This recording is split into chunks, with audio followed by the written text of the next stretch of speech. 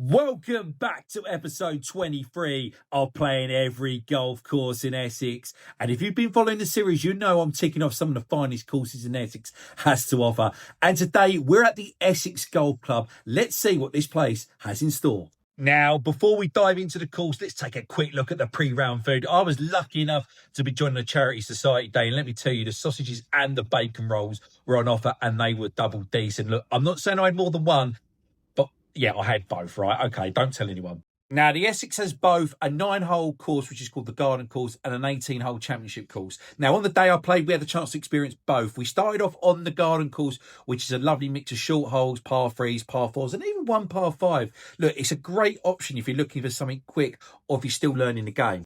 On the Garden Course, we played a fun 4-man Texas Scramble, which was a blast. Unfortunately, we could only manage level par, but it was still a great time. The Garden Course is perfect for a relaxed round. And as I said, look, it's offering a chance to sharpen your short game without the pressure of the long championship layout.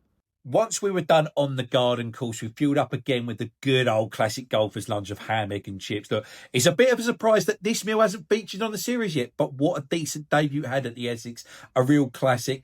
And after stuffing ourselves, it was time to get ready to play the championship course for an 18-hole individual Stapleford competition. As for the championship course, this is actually a par 73 and it really puts your game to the test.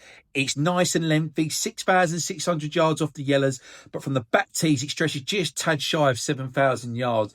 So it's definitely got some distance to it. If you're going to be successful on this course, you need to keep the ball straight and ideally long, especially given the distance you're dealing with on many of the holes here. But here's the thing, if you can find the fairway, the course becomes a little bit simpler to play. From there, you'll have a much easier time setting up your second shots and approaching the greens. As for course conditions, the greens were running very well on the day and I had a real good gauge of their pace. Though I'll admit, many of the putts didn't actually drop in on the day. The tee boxes were in decent enough nick and the fairways were well cut. Despite the extreme dry heat we've had in Essex recently, the fairways held up well, even if they've been baked by the sun. As for the cost here at the Essex rounds, can vary from £70 at peak times on a weekend down to as little as £25 for a twilight round on a Saturday or Sunday. Midweek, prices range from £55 to £25, which feels like fair value for the quality of the course that you're playing. Buggies are also available to hire as well, and I'll tell you what, playing 27 holes in one day on a very hot day was very much needed. It's also worth noting that there is a driving range here that I didn't get to in the end, along with a health club, spa and a hotel to stay in for those looking for a play and stay experience. As for my round, it wasn't my best, card in 86 with 32 points, battling a few pull drives out there.